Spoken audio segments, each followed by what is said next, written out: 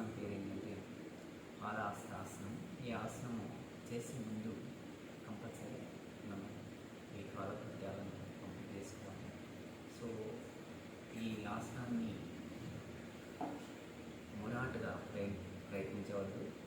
So గురుముఖంగా ప్రయత్నించండి. So ఆసనాన్ని వేసేటప్పుడు నిటారుగా నడకను ఉంచకుండా కొద్దిగా నిదానంగా ఈ నడుమును ఉంచాలి. కొద్దిగా నిదానంగా ఉంచడం వల్ల మీకు ఈ బ్యాక్ పెయిన్ వచ్చే అవకాశం ఉంది. సో ఆసనాన్ని వేసేటప్పుడు మొరాటుగా ప్రయత్నించకుండా నియమితంగా ప్రయత్నించడం వల్ల రోజు సాధన చేయడం వల్ల ఈ ఆసనాన్ని పర్ఫెక్ట్గా వేయగలుగుతారు.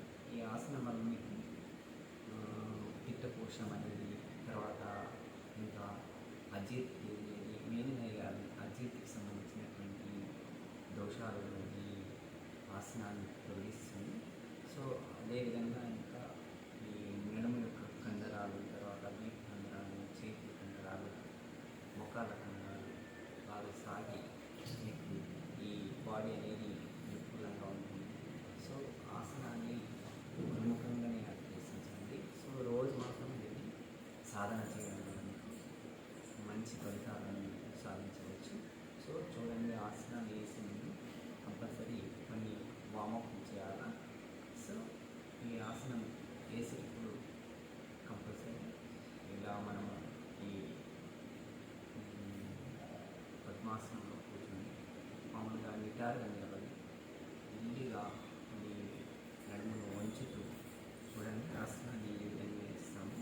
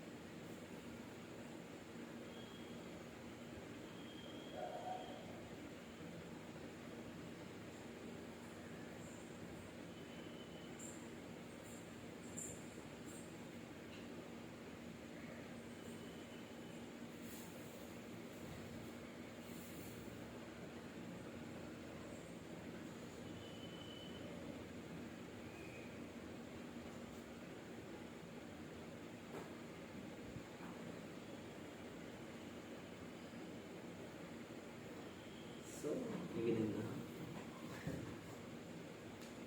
తల ఉంచి ముఖాలు కంపల్సరీ పాదభాగాన్ని అందించాలి.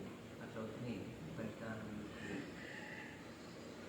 మంచి ఫలితాలు ఇచ్చే అవకాశం ఉంది.